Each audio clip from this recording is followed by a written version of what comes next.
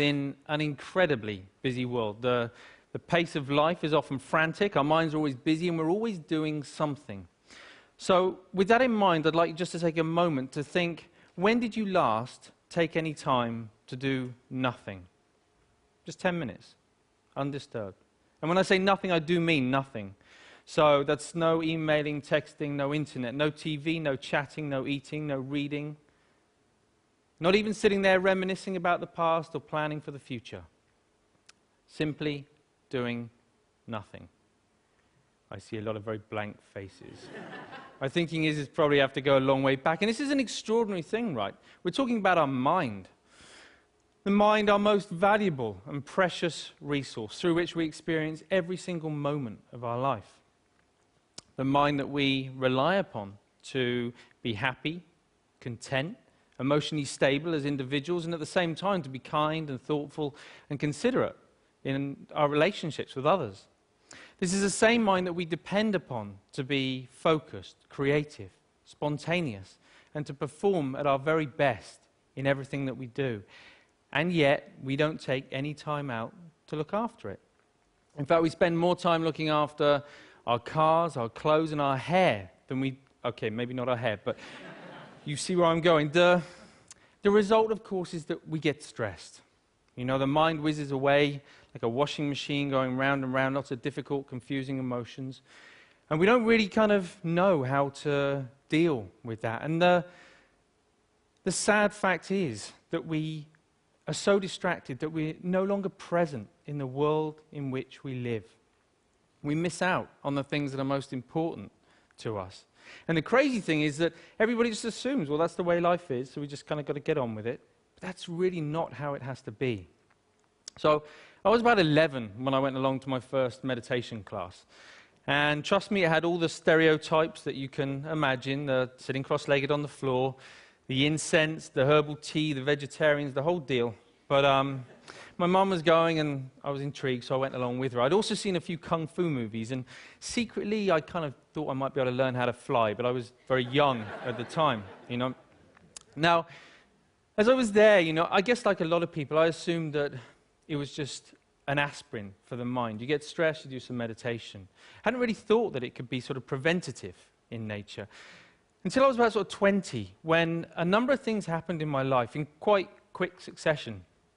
Really serious things, which just flipped my life upside down. And all of a sudden, I was inundated with thoughts, inundated with difficult emotions that I didn't know how to cope with. Every time I sort of pushed one down, another one would just sort of pop back up again. It was a really very stressful time.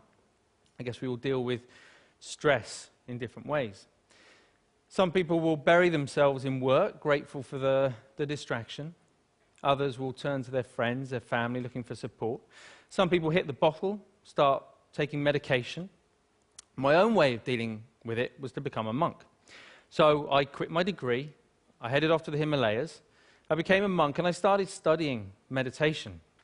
People often ask me, you know, what I learned from that time. Well, obviously it changed things, you know. Let's face it, becoming a celibate monk is going to change a number of things. But it was more than that. You know, it taught me, it gave me a greater appreciation and understanding for the present moment. By that, I mean not being lost in thought, not being distracted, not being overwhelmed by difficult emotions, but instead learning how to be in the here and now, how to be mindful, how to be present. I think the present moment is so underrated. It sounds so ordinary, and yet we spend so little time in the present moment that it's anything but ordinary. There was a research paper that came out of Harvard just recently that said, on average, our minds are lost in thought almost 47% of the time. 47%. At the same time, this sort of constant mind-wandering is also a direct cause of unhappiness. Now, we're not here for that long anyway, but to spend almost half of our life lost in thought and potentially quite unhappy, don't know, it kind of seems tragic, actually, especially when there's something we can do about it. When there's a positive, practical, achievable, scientifically proven technique which allows our mind to be more healthy, to be more mindful, and less distracted. And the beauty of it is that even though it kind of need only take about 10 minutes a day, it impacts our entire life. But we need to know how to do it. We need an exercise, we need a framework to learn how to be more mindful. That's essentially what meditation is. It's familiarizing ourselves with the present moment. But we also need to know how to approach it in the right way, to get the best from it. And that's what these are for, in case you've been wondering. Because most people assume that meditation is all about sort of stopping thoughts, getting rid of emotions, somehow controlling the mind. But actually it's quite different from that. It's more about sort of stepping back, sort of seeing the thought clearly, witnessing it coming and going, emotions coming and going without judgment, but with a relaxed, focused mind. So for example, right now, if I focus too much on the balls, then there's no way that I can relax and talk to you at the same time. Equally, if I relax too much talking to you, then there's no way I can focus on the balls. I'm going to drop them. Now in life and in meditation, there'll be times when the focus becomes a little bit too intense and life starts to feel a bit like this. It's a very uncomfortable way to live life when we get this tight and stressed. At other times, we might take our foot off the gas a little bit too much, and things just become a little bit like this. And of course, in meditation, we can end up falling asleep. So we're looking for a balance of focused relaxation where we can allow thoughts to come and go without all the usual involvement. Now, what usually happens when we're learning to be mindful is that we get distracted by a thought. Let's say this is an anxious thought. So everything's going fine, and then we see the anxious thought, and it's like, oh, didn't realize I was worried about that. You go back to it, repeat it. Oh, I am worried. Oh, I really am worried. Wow, there's so much anxiety. And before we know it, right, we're anxious about feeling anxious. You know, this is crazy. We do this all the time, even on an everyday kind of level. If you think about the last time, I don't know, you had a wobbly tooth. You know it's wobbly, and you know that it hurts. But what do every 20, 30 seconds? I don't know. It does hurt. And we reinforce the storyline, right? And we just keep telling ourselves. And we do it all the time, and it's only in learning to watch the mind in this way that we can start to let go of those storylines and patterns of mind. But when you sit down and you watch the mind in this way, you might see many different patterns. You might find a mind that's really sort of restless and the whole time. You know, don't be surprised if you feel a bit agitated in your body when you sit down to do nothing and your mind feels like that.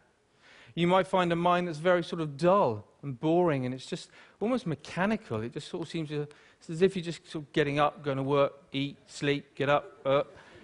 Or it might just be that one little nagging thought that just goes round and round and round to your mind. Whatever it is, meditation offers the opportunity, the potential to step back and to get a different perspective, to see that things aren't always as they appear. You know, we can't change every little thing that happens to us in life, but we can change the way that we experience it. That's the potential of meditation, of mindfulness. You don't have to burn any incense, and you definitely don't have to sit on the floor. All you need to do is to take 10 minutes out a day to step back, to familiarize yourself with the present moment so that you get to experience a greater sense of focus, calm, and clarity in your life. Thank you very much. Thank you.